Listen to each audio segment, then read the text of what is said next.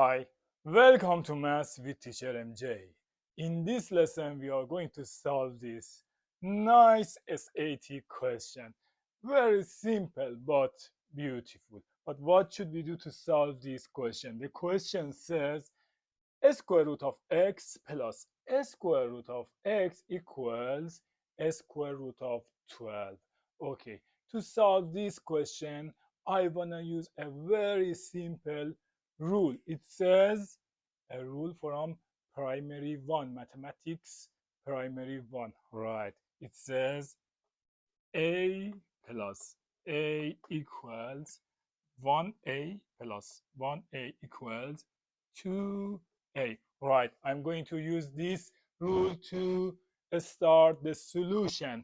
Therefore, square root of x plus square root of x is gonna be 2 square root of x equals right side square root of 12. What is 12? 12 equals 3 times 4. So it's gonna be the square root of 3 times 4. Let me rewrite it. In the left side, we have 2 times square root of x. In the right side, square root of 3 times 4 equals square root of 3 times square root of 4. But what is the square root of 4? As you know, 4 equals 2 to the power of 2. Therefore, square root of 4 equals 2. It's gonna be 2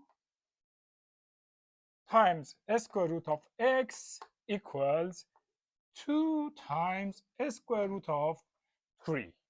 Look carefully. 2 cancel out.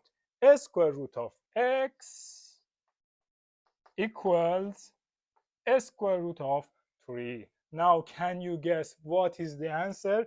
Square root of x equals square root of 3. Obviously, x equals, right, x equals 3 is our answer.